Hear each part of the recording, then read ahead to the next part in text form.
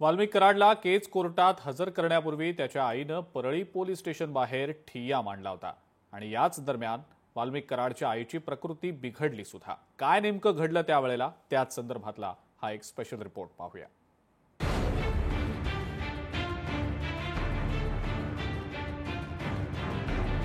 माझ्या लेकावर लाने झालेला थांबवा, माझ्या लेकाला सुद्धा करा, हे सगळे गुन्हे खोटे आहेत। आज केज कोर्टात वाल्मिक कराडला हजर करण्यात आलं। त्याच्या कुटुंबियांनी त्याला अडकवलं जात असल्याचा आरोप केलाय। तर वाल्मिक कराडची आई पारुबाई कराड यांनी परळी पोलीस स्टेशनच्या समोर ठिय्या मांडत आंदोलन केलं। त्याला न्याय मिळाला पाहिजे तोपर्यंत मी हलणार नाही। माझ्या लेकावर लाने झालेला थांबवा, माझ्या लेकाला सुद्धा करा, हे सगळे गुन्हे खोटे आहेत। अनेक आहेत माझ्या लेकावर, सगळे खोटे नाटे गुन्हे रचायले किताब करा, मग ते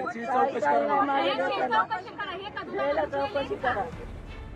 मस्साजोग मध्ये सोमवारी संतोष देशमुखांचे बंधू धनंजय देशमुखांनी पाण्याच्या टाकीवर चढत आंदोलन केलं।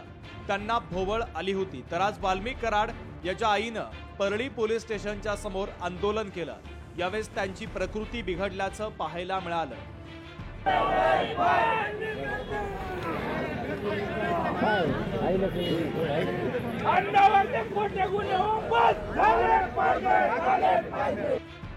मराठवाड्यातील बीड जिल्ह्यातील घटनेकडे राज्याचं लक्ष लागलंय।